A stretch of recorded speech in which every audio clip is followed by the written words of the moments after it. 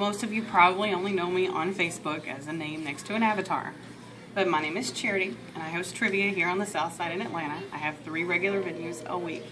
And I'm hoping to give you some tips that will help you with your trivia experience. The very first one, and the one that I think we tend to overlook because most of us with regular venues know this. If you're covering from a trivia host, ask around and ask the staff and make sure you know what time your venue closes.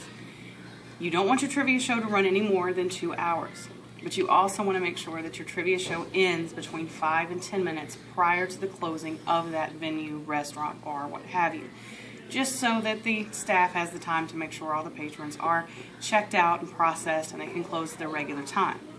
This makes it more likely that you will be asked back to do another trivia show if everything runs smoothly. The next thing I'm going to talk to you about is your playlist.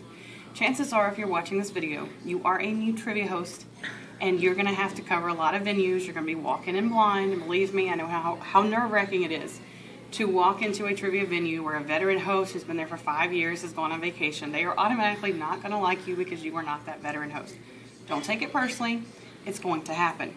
But the best thing you can do is arm yourself with a decent playlist. The best way to arm yourself with a decent playlist is to pick songs that are general hits. That means music that about 75% of the people at the restaurant are actually going to know. I'm not a country fan, but given Garth Brooks' Friends in Low Places, I can tell you right now, I know all the words to it.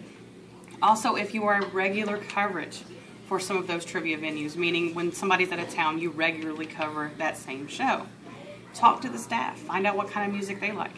You don't know how many times I've played Gangnam Style just to watch the staff dance, or played Carl Douglas's Kung Fu Fighting just because I know the kitchen staff will serenade the entire restaurant. It makes for so much fun, and it makes your players more likely to want to come in when the staff's having a good time, as well as your customers. It makes everybody happy. It makes it very easy. The next thing I want to talk to you about is setting up your playlist. Personally, I like to play all of my songs out, beginning to end.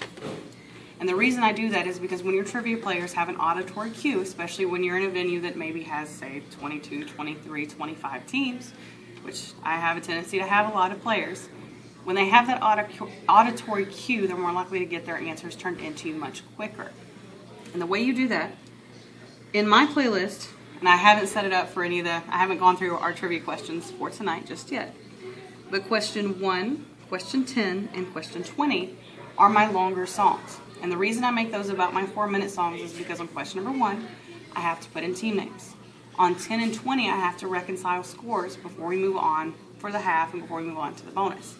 In between that, 5 and 6 are my shortest songs, and 15 and 16 are also short songs because those are supposed to be your easier questions. For me, I found out that if my 1 through 20 questions, my playlist for 1 through 20 runs for about an hour to an hour and 10 minutes, I will get out of almost every show that I have at an hour and 45 minutes total. That gives all of my venues 15 minutes to close up and check everybody out, which makes for a happy staff, happy trivia players, everybody. Your trivia teams will love consistency. Trust me on that. And the very last tip I'm going to give you. I know a lot of trivia players print out copies of the trivia questions. I don't generally print out copies of the trivia questions, but in the event that my laptop fails, I do have a backup. And my backup is that I'm not an Apple person, so this will be for all your Android users out there. I can run an entire trivia show off my cell phone should my laptop fail. That includes music, that includes scorekeeping, and that includes the actual questions themselves. And the way I do this is I have Winamp on my phone. I have my music divided up so I have a completely clean set of music, just so that most of my restaurants are family restaurants, and that way my lyrics are clean. But I also have a free app that I downloaded. It's called Kingsoft Office. You can find it in the Play Market if you want to go check it out.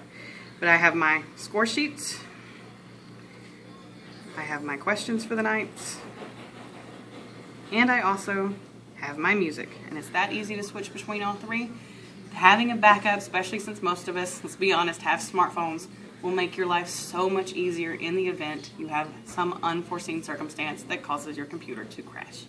With that, those are the best tips I can give you right now at this moment. Those are the ones I'm thinking of off the top of my head. You guys have a great time, and best of all, when you host trivia, have fun. Nothing else, have fun.